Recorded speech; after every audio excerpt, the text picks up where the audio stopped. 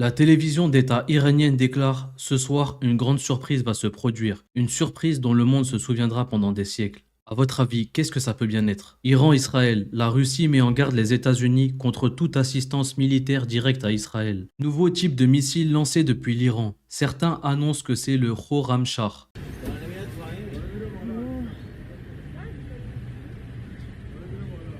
C'est quoi ce missile?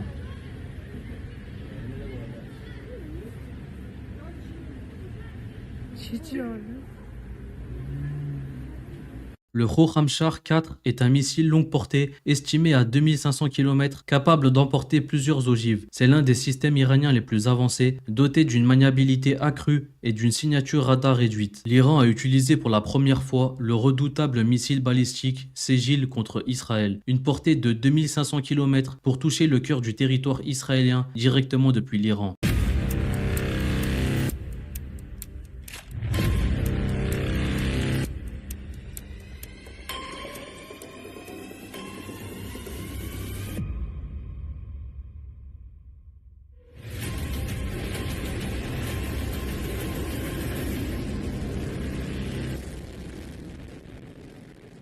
La France envoie un A330, un Mirage et des avions AWACS E-3 pour surveiller et intercepter les missiles et autres menaces en approche au large des côtes d'Israël. Téhéran menace de miner le détroit d'Ormuz entre l'Iran et le Golfe. Ce serait un cauchemar absolu selon des experts du pétrole. Tulsi Gabbard, la directrice de la sécurité intérieure des États-Unis, a déclaré à Donald Trump qu'elle démissionnerait s'il entraînait le pays dans une guerre entre Israël et l'Iran. Les systèmes de défense aérienne S-400 fournis par la Russie à l'œuvre dans le ciel de Téhéran.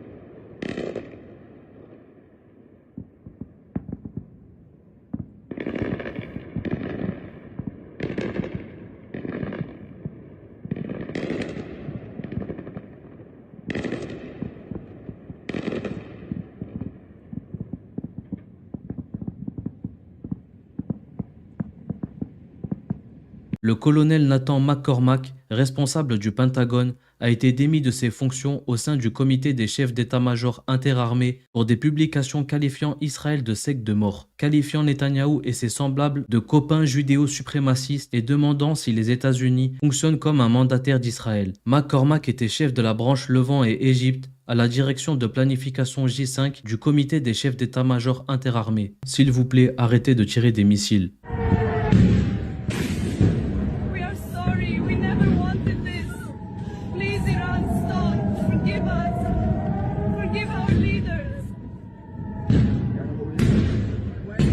Des images montrant la centrale électrique de Haïfa en feu suite aux frappes iraniennes. L'Iran a démantelé la défense aérienne d'Israël, ouvrant la voie à des frappes tonitruantes. Le porte-parole du CGRI dit aux Israéliens de choisir une mort lente dans des abris anti-bombes ou de fuir le plus vite possible. On va maintenant avoir beaucoup de territoires, on va construire des maisons pas chères, on va faire des communautés françaises de malades. Propos de Yitzhak Cohen, un rabbin français. Regardez-moi la beauté des rêves d'Israël. Regardez, mesdames et messieurs, Hachem, Akadosh Baruchou. Bon, on vous attend toutes et tous ici. Bezrat Hachem, on va maintenant avoir beaucoup de territoires. On aura de la place, on va construire des maisons pas chères. Et vous allez tous venir. Et on va faire des communautés françaises de malades. Oui ou non? Bezrat Hashem, Amen Keni Ratson. Yom Tov, partagez ce cours. Les Israéliens n'ont pas laissé les Ukrainiens entrer dans l'abri anti-bombe. C'est ça la solidarité israélienne. Un Israélien, regardez, il nous bombarde tous les jours et il y a des enfants, des femmes et des civils. Welcome to Israeli morning. You see it in life. You have to understand. Kids, women, people, civilians dying over here every day. Every day. This is live images. And I don't care if I'll die over here, but you need to understand what we're going through over here. This is on top of our heads every day. Tucker Carlson pose une question piège à Ted Cruz sur l'Iran et remporte un tour d'honneur. Combien de personnes vivent en Iran? Je ne connais pas la population. How many people live in Iran, by the way? I don't know the population. At all? No, I don't know the population. You don't know the population of the country you seek to topple? How many people live in Iran? 92 million. Okay. Yeah, How could you not know that? I don't sit around memorizing population tables. Well, it's kind of relevant because you're calling for the overthrow of the government. Why is it relevant whether it's, Well, because- it's 90 million or 80 million or 100 million? Why Well, is because that if relevant? you don't know anything about the country... I didn't say I don't know anything about Okay, what's the ethnic mix of Iran? They are Persians and What percent? predominantly Shia. Okay, this is no, cute. it's not Okay. even... You don't know anything about Iran. So Okay, actually the I am not country... the Tucker Carlson No, but expert on Iran. You're a who senator says, who's calling okay, for the you're one who overthrow of the claims- government, You're the and one you who don't know claims anything about the country. No, you don't know anything about the country. You're the one who claims they're not trying to murder Donald Trump. You're the I'm one not saying that. who can't figure out I'm if it was saying a good you idea to don't kill believe- General Soleimani, and you said it was don't bad. believe they're trying to murder Trump. Yes, I do. Because you're not calling for military strikes against them in retaliation. And if you really we believe are that... carrying out military strikes today. You said Israel was. Right, with our help. I said we. Israel is leading them, but we're supporting them. Well, you're breaking news here because the U.S. government last night denied, the National Security Council spokesman Alex Pfeiffer denied on behalf of Trump that we were acting on Israel's behalf in any offensive No, capacity. we're not at all. bombing them. Israel's bombing them. You just said we were.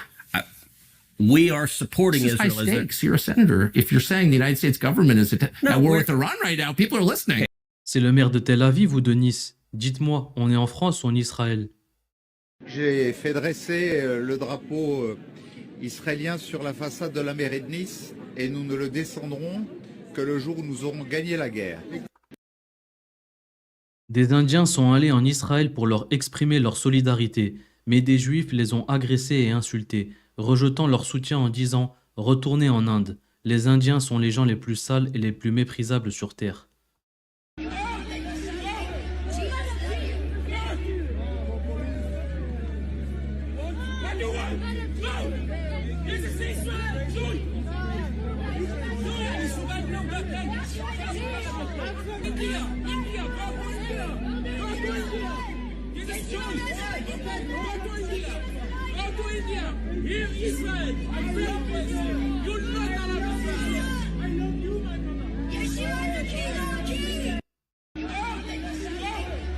Iran-Israël, un conflit qui bafoue le droit international.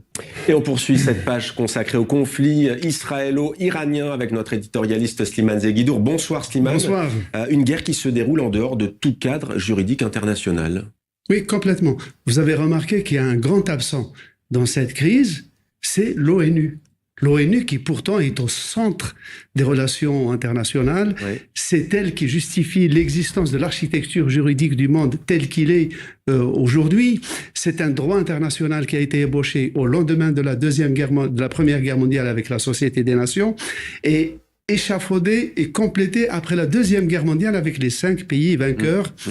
Tout cela a géré pendant la guerre froide toutes les relations internationales passées par l'ONU, comme caisse de résonance de la communauté internationale, comme lieu d'arbitrage, de résolution des conflits et parfois de décision d'attaquer tel ou tel pays qui sort vraiment de l'ordre Il faut international. normalement une résolution. Il faut, bien sûr, et c'est une résolution de l'ONU, ça veut dire un consensus international. C'est ça ce qui lui donne sa validité intrinsèque.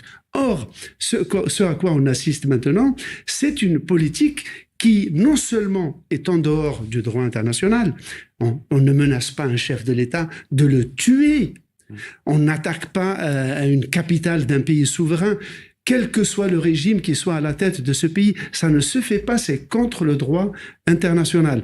Non seulement donc ça se passe en dehors du droit international, mais un des pays qui soutient cette ignorance du droit international, c'est un des pays promoteurs, c'est-à-dire les États-Unis, qui sont l'hôte des Nations Unies, avec le soutien d'une partie des Européens. Alors vous avez dit Slimane, quel que soit le pays visé. Alors c'est vrai qu'il y a des voix qui s'élèvent pour dire il n'y a pas de résolution de l'ONU pour attaquer l'Iran de la part d'Israël, mais l'Iran, c'est pas une démocratie.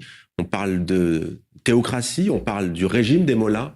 Oui, c'est un régime impopulaire, dictatorial, qui pratique la peine de mort à bout de bras, qui est impopulaire, qui est incompétent, mais c'est pas une raison. Le droit international ne permet pas d'attaquer un pays parce qu'un pays, ce n'est pas seulement un régime.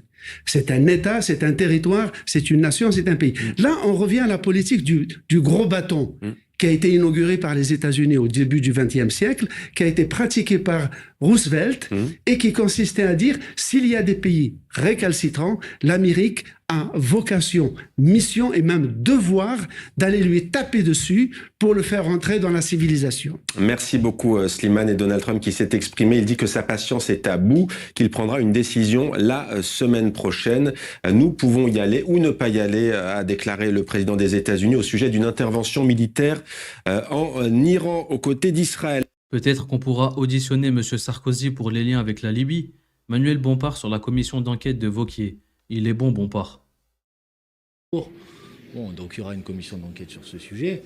Bon, s'ils veulent faire une commission d'enquête sur le lien entre les formations politiques et le terrorisme, puisque ça figure désormais dans l'exposé des motifs, bon, on aura quelques propositions de personnes à auditionner. Peut-être qu'on pourra auditionner M. Sarkozy, dont les liens avec la Libye de Kadhafi ont été, y compris, démontrés ces derniers mois et ces dernières années par la justice. Peut-être qu'on pourra auditionner des personnalités proches du Rassemblement national, puisqu'on a appris que l'homme qui a fourni les armes au Bataclan, au tueur du Bataclan, était un ancien membre du Rassemblement national. S'ils veulent une commission d'enquête sur ce sujet, nous avons quelques propositions à faire pour faire le lien entre, en particulier, l'extrême droite, la droite de ce pays et des groupes ou des groupuscules terroristes. Nicolas Sarkozy a été financé par Kadhafi qui a commandité des attentats sur des Français. C'est lui qui a institutionnalisé l'UOIF, lié aux frères musulmans. Si Laurent Wauquiez veut une commission d'enquête, qu'il la fasse sur son...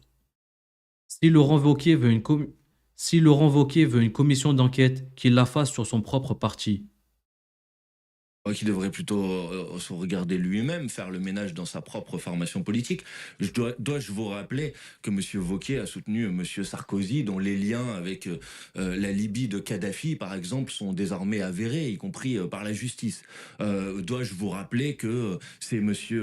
Sarkozy qui, par exemple, avait institutionnalisé l'UOIF, avait participé à des congrès. Donc, moi, je lui conseille, s'il veut faire une commission d'enquête, de la faire à l'intérieur de sa formation politique. Et vous dites banco, allons-y, on n'a rien à cacher. Non, parce que c'est ridicule et parce que l'Assemblée nationale a mieux à faire que d'essayer de donner une forme de crédibilité au fantasme de Laurent Wauquiez qui n'existe pas. Qui devrait plutôt se regarder lui-même, faire le ménage. J'aimerais maintenant vous partager une vidéo où un chercheur et spécialiste de guerre dénonce le fait que les guerres préventives sont illicites au regard du droit international. Écoutez la vidéo jusqu'au bout parce que vraiment ça vaut le coup. Et ça va vous changer des propos tenus sur les médias mainstream. Président fondateur de l'Institut des relations internationales et de géopolitique, spécialiste des questions iraniennes et des relations de l'Iran avec l'étranger. Merci d'avoir accepté notre invitation. Lorsque l'on voit ces images, ces destructions, ces scènes de panique, ces victimes civiles de part et d'autre, est-ce qu'on peut considérer en ce 3e jour de conflit que la guerre est en train de s'installer ? Malheureusement, on commence à observer un scénario qui ressemble de plus en plus à une guerre et qui en réalité ne ressemble pas à ce que l'on a pu voir par le passé. Ce n'est pas la première fois qu'il y a des frappes israéliennes qui, rappelons-le, juste pour poser le cadre, en dehors du cadre juridique international, puisque hors légitime défense et hors autorisation du Conseil de sécurité, donc complètement illicite. Et ce n'est pas la première fois que l'Iran répond. Cependant, là où maintenant cela dénote et nous entrons dans une phase complètement inconnue est l'ampleur des réponses en réplique et en duplique. Et donc à présent, on n'est plus dans des réponses iraniennes qui pouvaient être cosmétiques en guise de symbolique, mais vraiment dans une crise qui devient potentiellement un conflit ouvert entre les deux sur le long terme. Et qui frappe en profondeur le territoire israélien. Ce sont aussi des zones résidentielles de part et d'autre. Les bilans, Israël communique un bilan, 13 morts depuis vendredi. Les chiffres sont plus difficiles à obtenir par les autorités iraniennes. Notre correspondant tout à l'heure sur place nous disait qu'il y avait près de 200 personnes qui avaient péri depuis vendredi. Ce chiffre vous semble sous-estimé, sous-évalué ? Assez légèrement. Effectivement, vous avez raison de mentionner le fait qu'il y a une certaine imprécision côté iranien pour une raison très simple. Tout d'abord, il est difficile de quantifier précisément au fur et à mesure toutes les pertes, puisque vous le savez, la population iranienne est très très grande, 90 millions d'habitants, et surtout l'ampleur des frappes israéliennes est particulièrement étalée. Donc à partir de là, étant donné qu'il n'y a pas qu'un seul lieu, mais littéralement quasiment tout le territoire qui est potentiellement attaqué et qui est pratiquement attaqué, il est déjà dans un premier temps difficile pour l'Iran d'estimer avec précision les pertes subies. Et ensuite, il y a un vrai enjeu pour l'Iran à ne pas apparaître comme étant trop faible, comme ayant subi énormément de pertes. Mais la réalité est que quelques heures après les premières attaques de vendredi nuit de la part d'Israël envers l'Iran, l'Iran déplorait 78 morts et plusieurs centaines de blessés. Vous avez évoqué le chiffre de 200. De ce que je peux entendre vis-à-vis des personnes en Iran avec lesquelles je peux échanger, j'entendrais plus un chiffre de 3 à 400 morts. Et ce chiffre ne cesse d'évoluer malheureusement que vers la hausse. Donc en réalité, c'est un chiffre qui est, je le pense, sous-estimé grandement. Et est-ce que cette asymétrie aussi, elle peut s'expliquer d'une certaine manière? On sait qu'en Israël, il existe et heureusement des abris pour que la population puisse aller s'y réfugier. Ce n'est pas le cas en Iran, à Téhéran par exemple. Si on reste juste sur la capitale, la population ne dispose pas d'abris, de bunkers, de refuges? Alors effectivement, vous parlez d'asymétrie qui est, on le rappelle pour vos auditeurs, lorsque vous avez un différentiel incompressible technologique entre des États. Et donc vous avez un différentiel technologique entre Israël et l'Iran. Ce sont deux États qui ont l'habitude de se préparer au conflit. Israël, dans sa psyché, s'estime complètement environné d'acteurs hostiles, étatiques et infra-étatiques. À partir de là, ils ont complètement la culture, si vous me permettez l'expression, du bunker. Ce n'est pas la même chose du côté iranien. Donc en réalité, vous n'avez pas autant de préparation matérielle côté iranien pour se réfugier, et à Téhéran, non. Et ensuite, il faut ne pas oublier le fait que l'Iran ne veut pas se mettre dans une posture particulièrement défensive à l'égard d'Israël, en ayant justement cette fois-ci cette culture de « nous sommes opprimés, nous sommes attaqués ». Ce n'est pas cette fois-ci dans la psyché iranienne. C'est un élément qui est à prendre en compte. Et alors, combien de temps est-ce que l'Iran peut tenir? On a souvent parlé des proxys, des alliés de l'Iran. Certains acteurs ont été largement affaiblis, la Syrie, le Hezbollah. Il reste encore cette force de frappe des rebelles houthis au Yémen.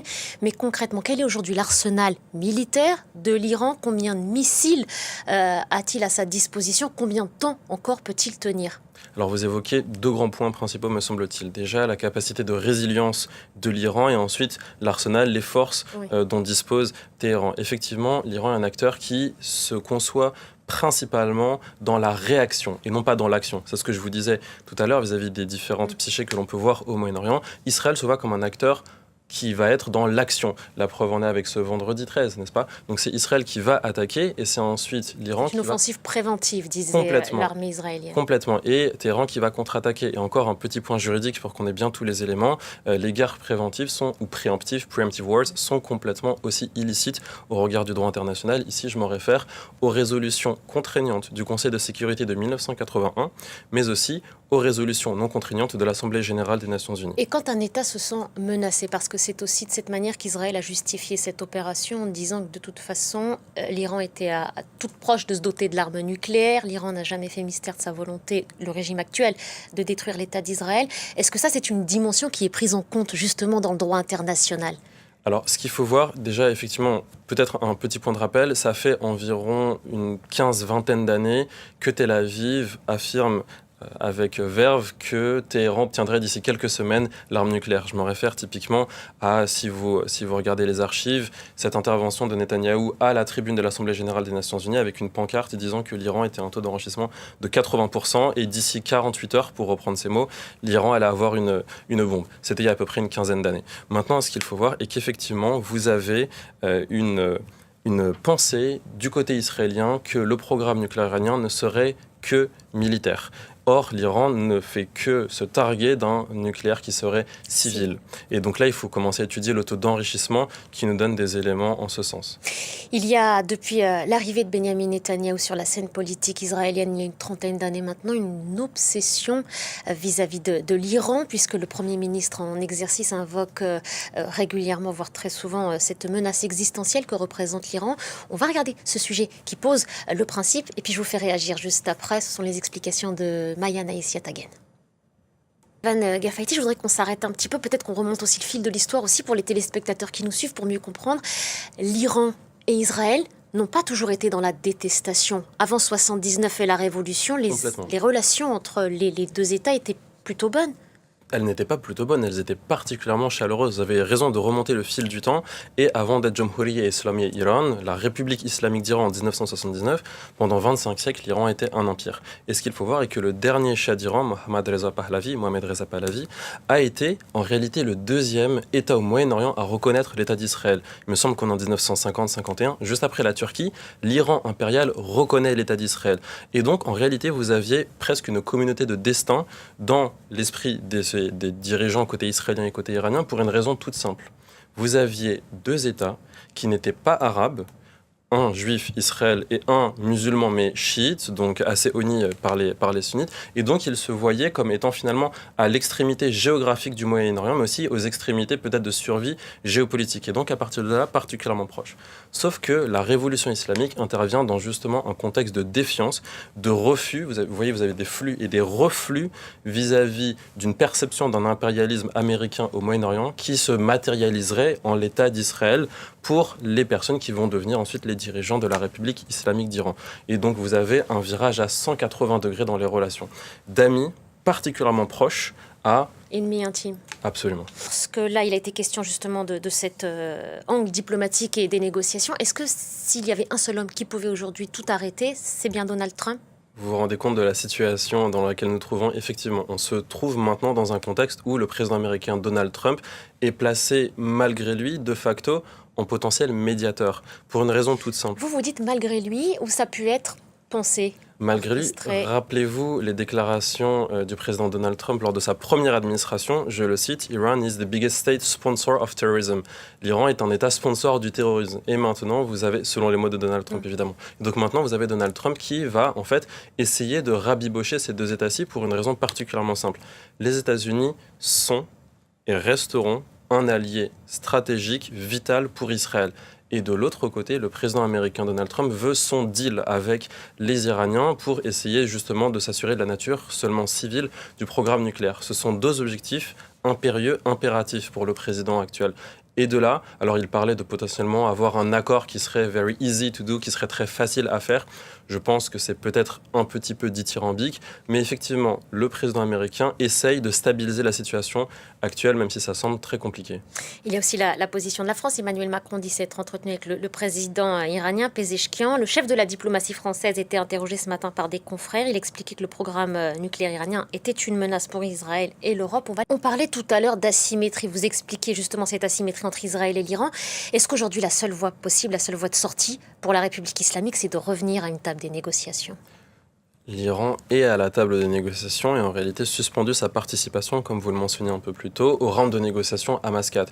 Et pour peut-être réagir sur les propos du ministre français des Affaires étrangères et pour recadrer pour vos téléspectateurs, il faut se rappeler que, et ça ce n'est pas moi qui le dis, mais je vais vous faire une citation de Colin Powell, secrétaire d'État américain, et là je le cite, fuite des canaux Wikileaks, l'État d'Israël a 300 têtes nucléaires toutes tournées vers Téhéran. Là, on est au milieu des années 2010. Et comme vous le savez, l'équilibre de la menace qui est au cœur même de la dissuasion nucléaire implique que si vous avez deux États qui vont avoir l'arme nucléaire, eh bien alors vous allez avoir un équilibre de la terreur. Vous avez une arme, j'en ai une, nous n'allons pas l'utiliser. C'est la dissuasion des deux côtés. Complètement. Et donc à partir de là, cela peut expliquer pourquoi finalement Israël est particulièrement véhément vis-à-vis du programme nucléaire iranien, veut garder ce monopole nucléaire. Ce que vous dites là, c'est que si l'Iran se dote de l'arme nucléaire, c'est en aucun cas pour attaquer, c'est pour dissuader, c'est pour assurer sa propre défense? Déjà, effectivement, vous avez raison de mentionner ce point-ci. L'Iran, officiellement, ne dit vouloir qu'un programme nucléaire civil. Ça, c'est la position officielle. Maintenant, ce qu'il faut effectivement savoir, ça, ce sont des faits. Et là, je vous cite l'AIEA, l'Agence internationale pour l'énergie atomique. Pour avoir un usage civil, entre 0 à 20% d'enrichissement est suffisant.